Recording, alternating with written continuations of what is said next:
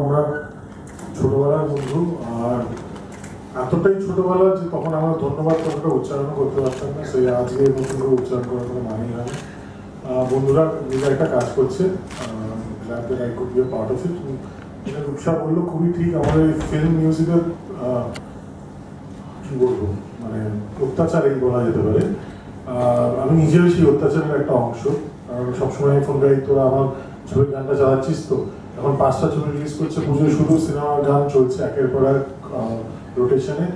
নন film music সেটা কিন্তু আস্তে আস্তে তার গলা টিপে ধরা হচ্ছে, এটা খুব একটা ভালো জিনিস নয়, ঠিক জিনিস নয়। সেই জায়গায় এই ইনিশিয়েটিভগুলো খুব ভালো লাগে, সত্যি খুব ভালো লাগে। এবং সেটা মা বাপ্পা দশকর্ম ভান্ডার ওদের প্রথম অ্যালবাম, যেটা সেখান থেকে শুরু করে আজকে সরগম সার্বজনীন এই যাত্রাটা কন্টিনিউ করছে, এটা দেখে খুব ভালো লাগছে। আর কি এবার তাহলে নমিনেশন কি করে করবো বল? আছেন যারা, আমি নিজেও ফিল্মের মিউজিকের সঙ্গে খুব ওতপ্রোতভাবে জড়িত, কিন্তু আমি নিজেও একটা ব্র্যান্ড বিলং করি এবং নিজের লেখা গান বাজনা আমি থিয়েটারও করি, সেখানেও মিউজিক করি। তো আমরা বুঝতে পারি যে এই দুটো জায়গার ডিফারেন্সটা কি। কোথাও সিনেমার বাইরে কোনো গান বাজানো হয় না, গান দেখানোও হয় না, এরকম একটা পরিবেশ এখন চলছে। এবং সবাই যা হয়ে গেছে আর কি, আমরা কোথাও গেলে আমাদের জিজ্ঞেস করা, আচ্ছা তুমি গান গাও, আচ্ছা কোন সিনেমায় গান গেয়েছো, মানে সিনেমায় গান গালি তবে তুমি সিঙ্গার, নইলে তুমি সিঙ্গার নও, বা তবে নইলে তুমি কম্পোজার নও, এরকম একটা মানে আবহাওয়া চলছে আর কি চারপাশে। তো সেইখানে এরকম অ্যালবাম, এবং সত্যজিৎ দা দীর্ঘদিন ধরে এই কাজটা করে যাচ্ছে এবং রিসেন্টলি অ্যাগ্রেসিভলি মানে ঝাঁপিয়ে পড়েছে নন ফিল্ম মিউজিকের প্রচার নিয়ে। তো আমরা সবাই একসাথে কাজটা করছি এবং আমরা বুঝতে পারছি যে মানুষজন শুনতে চাইছে অন্য ধরনের গান, বলে এত লোক এখানে থাকতো না। খুব ভালো লাগছে। আমরা আর কি বলবো, অনেক কিছু বলতে ইচ্ছে করছে। বলো, তুমি বলো, তুমি বলো। রণজিৎ একটু এদিকে আছে। আচ্ছা, লবণজিতের গানটা আমি কম্পোজ করেছি ইন্দ্রজিৎ, আর তার সাথে একটি লাস্ট একটা ইনস্ট্রুমেন্টাল ট্র্যাকও আছে, যেটা সামথিং ডিফারেন্ট, যেটা নন ফিল্ম গান তো আমরা মানবে শুনি, কিন্তু ইনস্ট্রুমেন্টাল মিউজিক শুনতেই পাই না।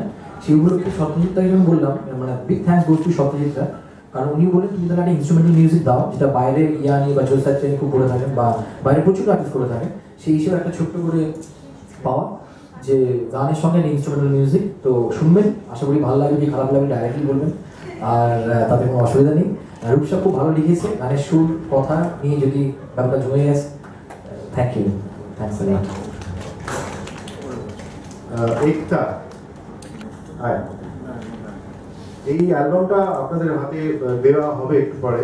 এই অ্যালবামটার কভার ডিজাইন করেছে একতা। Big hand. সত্যি কথা বলতে খুবই ভালো লেগেছে সবার সাথে একটা এরকম একটা অ্যালবাম, যেখানে এত গুণী মানুষ গান গিয়েছেন, এত গুণী মানুষ চ্যালেঞ্জ করেছেন, এবং তাদেরকে আঁকা তো সত্যি একটা মানে নিজেরই খুব একটা লাকি ফিল করেছি সবসময়। Really happy, thank you Satyajit opportunity দেওয়ার জন্য। অ্যান্ড আমি আশা করি আপনারা সবাই শুনবেন, ভালো লাগবে, অ্যান্ড প্লিজ সাপোর্ট করবেন এরকম কাজকে। আর থ্যাংক ইউ সো মাচ। লেখা তো তোর আমি চান, আমি যদিও লিখি না খুব একটা বাজে বাজে, তবুও ইংরেজি গানটাকে আমার লেখা বাই চান্স।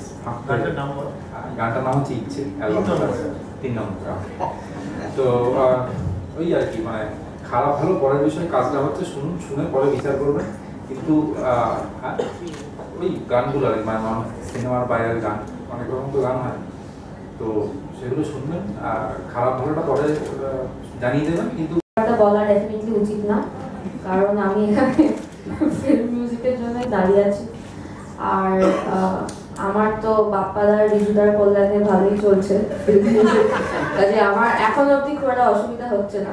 ভবিষ্যতে হয়তো অসুবিধা হতে পারে খানিকটা সেরকম ভেবে। এবং আমি জানি আমার কো সিঙ্গার যারা ইন্ডাস্ট্রিতে আছেন, যারা অসম্ভব ট্যালেন্টেড, তার মধ্যে একজন ডেফিনেটলি তিমিরদা।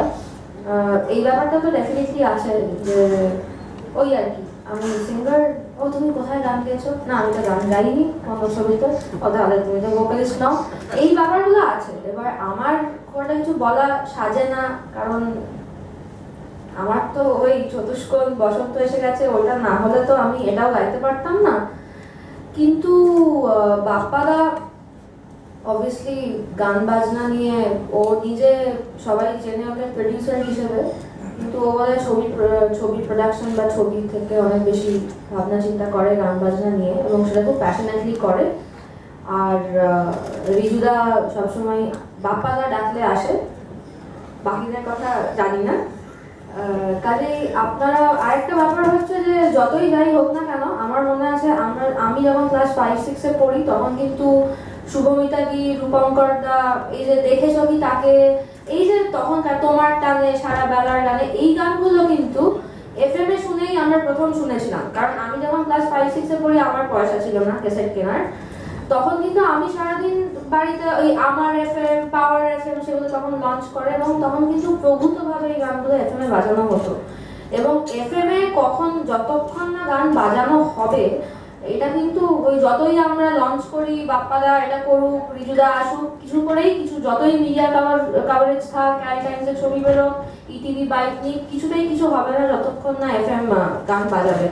এবং আমি আর বাপ্পাদা আমরা দুজনেই একবার মিরদার সাথে কথা বলেছিলাম যে FM এ কেন বাজে না, এবং তাতে মিরদা বলেছিল যে FM এ বাজানোর কিছু ক্রাইটেরিয়া থাকে, তার মধ্যে একটা হচ্ছে কি শর্ট ফর্মটা ভুলে গেছি, বাট সেটা ব্যাপারটা হচ্ছে যে কয়েকটা গান শুনিয়ে অডিয়েন্সকে সেই গানগুলো শোনানো হয়, শুনিয়ে বলা হয় যে আপনি বলুন এটা কার গান।